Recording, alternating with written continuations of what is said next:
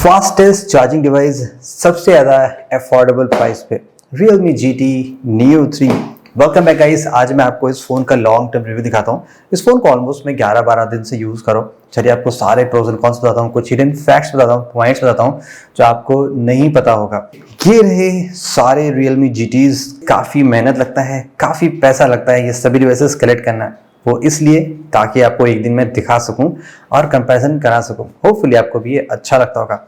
और आपको शायद लग रहा होगा कि ये Realme X7 Max यहाँ पे कर रही है। एक्चुअली में ये ओरिजिनल GT1 है। इंडिया में ये X7 Max के नाम से आया था, लेकिन ग्लोबल में ये GT1 है। GT Master, GT1, GT5G, GT Neo 2, GT2, GT2 Pro और एट लास्ट ये है GT Neo 3। ये 3 कलर में आता है। मुझे जो सबसे बेस्ट कलर लगा ना, ये व्हाइट वाला लगा। यहाँ पे बेस्ट पार्ट क्या है ना कि जो फ्रेम है ये इसका कंप्लीट ब्लैक है। अनबॉक्सिंग आप चेक कर लीजिएगा, ज़्यादा कंपैरिजन डिटेल के बारे में बात नहीं करते हैं, जस्ट हम डिवाइस से फोकस करते हैं। लेकिन जो बैक पैनल है ये काफ़ी अच्छा है और ऐसा फील हो रहा है एक्चुअली में प्लास्टिक है। उसके लिए आपको ड्यूरेबिलिटी का वेट करना पड़ेगा। देखिए फ़ोन बहुत भारी नहीं है, होल्ड करने में ठीक ठाक है, तो मुझे फ़ोन यूज़ करने में अच्छा लगा। बट यहाँ पे वही कॉन्स लगी जो Realme के सभी फोन्स में है, एक्सेप्ट GT2 Pro में जो फिंगरप्रिंट सेंसर है वो थोड़ा सा डाउन कर दिया गया है। एक्चुअली में यहाँ पे होता ना इस प्लेस पे तो मोर कन्वीनियंट होता।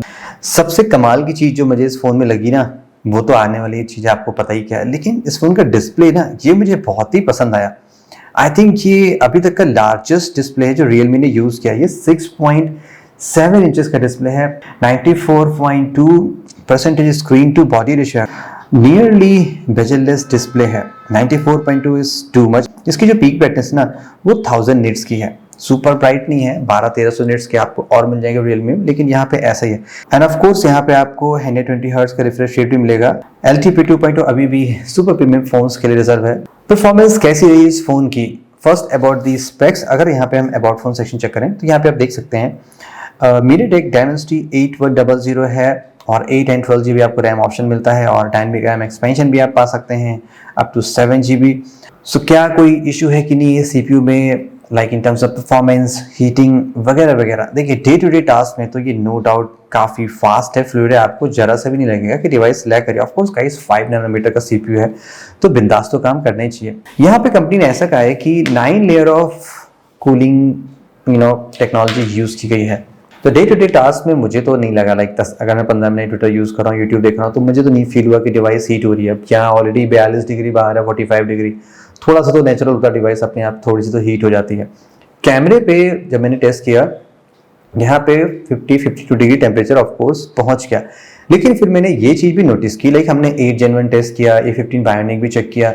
वहाँ पे क्या था, जब डिवाइस का टेम्परेचर एक सर्टेन लिमिट तक पहुंच गया तो डिवाइस में जो भी प्रोसेस चले ना, लाइक कैमरा चल रहा है फॉर एग्जांपल, अगर वो टेस्ट करें तो वो रिकॉर्डिंग स्टॉप हो जा रही है, बिकॉज डिवाइस को इटसेल्फ कूल होना है। वो जब नेचुरली कूल होता है ना देन वर्क करता है। किसको यूज करते हो भले ही टेम्परेचर डिवाइस का सडनली बढ़ जा रहा हो, लेकिन जो प्रोसेस चल रहा है ना, लाइक अगर आप गेमिंग कर रहे हैं या कैमरा आप रिकॉर्डिंग कर रहे हैं तो वो चलता रह रहा था। शायद इसीलिए किया गया है कि हीट प्रॉपर्ली डिसिपेट होती रहे, आपका काम चलता रहे, भले ही डिवाइस थोड़ी सी ओवरहीट हो जाती है अगर आप ऐसा कुछ टास्क परफॉर्म करते हैं। गेमिंग करते वक्त डिवाइस का टेम्परेचर लाइक मॉडरेट रहा जितना होता है, कोई भी यहाँ पे इशू नहीं मिली। गेम प्ले करते हुए कोई भी फ्रेम ड्रॉप्स नहीं हुआ, एकदम परफेक्ट काम कर रहा था। Also guys about the BGMI setting, यहाँ पे आप जो सेटिंग देख रहे हैं वो काफी मिनिमम है, तो मैंने इसके लिए कंपनी को रीच आउट किया। सो ऑफिशियल स्टेटमेंट क्लैरिफिकेशन का ये मिला कि अभी BGMI ने इस डिवाइस को व्हाइट लिस्ट नहीं किया है। जैसे ही वो व्हाइट लिस्ट कर देगी देन प्रॉब्ली हो सकता है आपको कुछ नया अपडेट आए गेम का और आपके में HDR और वो सारी चीज़ें बढ़िया वाला स्मूथ एक्सट्रीम आप जो भी आप लगाते हैं वो सारी सेटिंग यहाँ पे इनेबल हो जाएगी। तो उसके लिए मैं वेट करना पड़ेगा। फिलहाल इस रिव्यू के बनाते वक्त तो वो सेटिंग्स इनेबल नहीं है। What's next guys about the camera, यहाँ पे एग्जैक्टली सेम कैमरा मिलेगा जो आपको Realme GT2 में मिला है और इनफैक्ट यहाँ पे जो प्राइमरी सेंसर वो एग्जैक्टली सेम है जो आपको GT2 Pro में मिल रहा है और ये Sony IMX766 है और ये सेंसर मुझे तो काफ़ी पसंद है। 709 और ये 766 इस प्राइस रेंज में जिस फोन में मिल जाना वो बढ़िया ही काम करता है। बाकी जो दो कैमरे हैं वो काइंड ऑफ वेस्ट आप कह सकते हैं। यहाँ पे जस्ट 8 मेगापिक्सल का अल्ट्रा वाइड है और 2 मेगापिक्सल का मैक्रो है। जो मेन कैमरा सेंसर है उससे फोटोज एकदम आप कह सकते हैं स्टनिंग आती हैं, डिटेल्स अच्छे होते हैं, शार्पनेस काफ़ी अच्छा होता है। कलर आप कह सकते हैं 95% to 98% कलर एक्यूरेसी है। जनरली ऐसा कम मिलता है कुछ एंगल पे कुछ शॉट पे ऐसा हो सकता है कि कलर चेंज है, वो डिपेंड करता है लाइक लाइटिंग कंडीशन पे भी। लेकिन मोस्ट ऑफ द सिचुएशन में फोटोज में कलर एक्यूरेसी एकदम ट्रू टू रियल लाइफ आती है।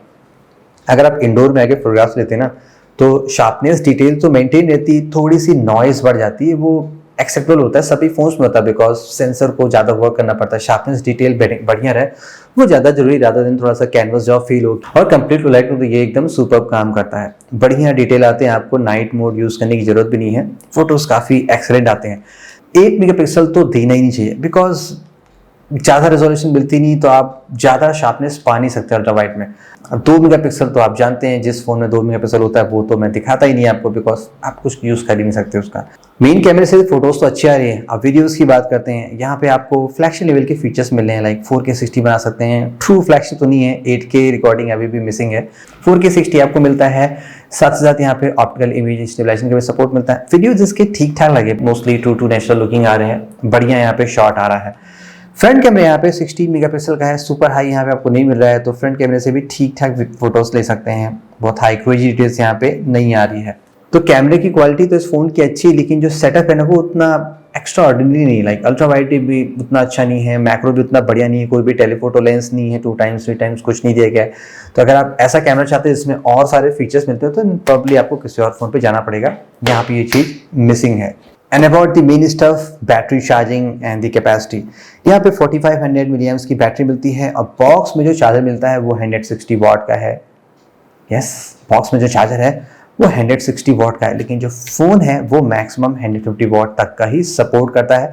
और फिलहाल के तौर पे टाइम पे अभी आप ये चार्जर एक्सटर्नली बाय नहीं कर सकते हैं। चार्जिंग रेट की बात करूँ, कंपनी ने ऐसा कहा है कि 5 मिनट में आप इस डिवाइस को 50% चार्ज कर सकते हैं। और अगर आपको चार्जिंग रेट के स्टैटिक्स पता हो, तो इनिशियल जो 10 से 15% होते हैं और लास्ट के जो 10 to 15% होते हैं ना, वो सुपर फास्ट रेट पे चार्ज नहीं होते हैं, बीच का जो होता है ना वो काफ़ी तेज चलता है। मेरे चार्जिंग टेस्ट में 5 मिनट में मैंने 49% बैटरी चार्ज किया। इस तरह से देखा जाए तो नियरली एकदम सेम है जैसे कंपनी कह रही है। फुल फोन चार्ज करने में 16 मिनट 25 सेकेंड लगे थे।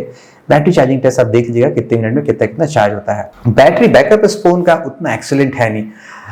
फर्स्ट की कैपेसिटी कम यहाँ पे है, 4500 मिली एम्स की है, प्लस जो अगर आप लाइक 120 हर्ट्ज भी यूज करते हैं, डिस्प्ले काफ़ी बड़ा है, 6.7 इंचेस है, तो उस हिसाब से ज़्यादा बैटरी कंज्यूम होती है। कंप्लीट 1 डे ये फोन आसानी से चार्ज होता है। अगर मैं सुबह चार्ज करता हूँ ना, तो मुझे नेक्स्ट डे ही चार्ज करना पड़ता है। 3.5-4 घंटे का स्क्रीन ऑन टाइम आपको मिल जाएगा, लेकिन 1 डे आप बड़ी आसानी से यूज कर लेंगे। 5 मिनट में 50% कर ले रहे हैं आपको, और क्या चाहिए, भले ही वो एक दिन चले, चलता है गाइस, राइट।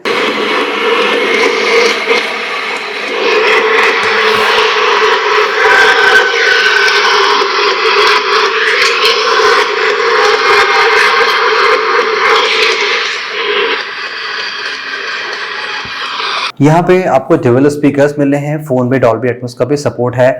जो टॉप वाला स्पीकर है वो बहुत ज़्यादा लाउड नहीं है, आप कह सकते हैं 20-25% तक का ही है, और ये 75% तक का, ज़्यादा लाउड है। यहाँ पे क्वालिटी ठीक है, सुपर क्रेजी नहीं है। यहाँ पे हल्का सा डिस्टॉर्शन मुझे फील हुआ फुल वॉल्यूम पे, एंड लाउडनेस भी नॉट दी लाउडेस्ट स्पीकर। आपको इससे बढ़िया स्पीकर Xiaomi 12 सीरीज में मिल जाएगा, उसके स्पीकर काफ़ी बढ़िया, एकदम सिमेट्रिकल स्पीकर्स हैं। तो एक्सपीरियंस तो ओके यहाँ पे, लेकिन सुपर क्रेजी आपको इफेक्ट नहीं मिल रहा है। ये device out of the box Android 12 से लॉन्च हुई है, और कंपनी ने ऐसा कहा है कि 2 मेजर वर्जन ऑफ Android यहाँ पे मिलेगा, यानी कि Android 13, Android 14 यहाँ पे आपको मिलेगा, और 1 ईयर का सिक्योरिटी अपडेट मिलेगा, यानी कि 3 साल तक और आपका फ़ोन चलता रहेगा। कुछ एक्स्ट्रा एप्लीकेशन आप जानते हैं Realme के फ़ोन में मिल रहे हैं, अब आई डोंट नो कि वो चीज़ें कब खत्म होंगी। कुछ आप अनइंस्टॉल कर सकते हैं, कुछ आप अनइंस्टॉल नहीं कर सकते हैं। So on the final conclusion, क्या आप Realme GT Neo 3 परचेज करें कि ना करें, और मेरे क्या फाइनल थॉट्स इस डिवाइस के साथ में। देखिए, ओवरऑल ये डिवाइस बढ़िया है, इसमें ऐसा कुछ नहीं है कि कोई फीचर्स मिसिंग है, ऑलमोस्ट सभी चीज़ें परफेक्ट है। जो मेन इशू इस डिवाइस के साथ यही है, इसमें नया प्रोसेसर दिया गया है। तो ये प्रोसेसर भी ठीक है, विद टाइम हो सकता है यहाँ पे भी इम्प्रूवमेंट्स आ जाए, और जो BGMI की ग्राफिक सेटिंग है मोस्ट लाइकली वो भी इनेबल हो जाएगी। वो तो सॉफ्टवेयर की थिंग है, जब भी हो जाएगा मैं आपको सोशल मीडिया पे अपडेट्स कर दूंगा। ओके, अब अगर आपके पास Realme के कुछ डिवाइसेस हैं, लाइक इनमें से ये तो इतनी सुपर प्रीमियम नहीं, लेकिन प्राइस के हिसाब से थोड़ी क्लोज ही है। ये 3 फोन है, GT Master, X50 Pro और GT1 और X7 Max। देन तो आप अपग्रेड का सेंस बनता है, बिकॉज काफ़ी इंप्रूवमेंट्स हो चुका है, display, camera, battery charging technology, new version of Android. लेकिन अगर GT 5G और GT Neo 2 है, आई डोंट थिंक सो कि आपको अपग्रेड करने की जरूरत है। ये दोनों डिवाइसेस अभी भी काफी बढ़िया है।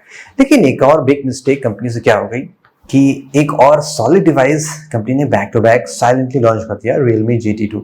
ये डिवाइस भी काफी पसंद है मुझे, बिकॉज नियरली सेम थिंग्स मिल रही है, कुछ ऐसा ह्यूज डिफरेंस नहीं है।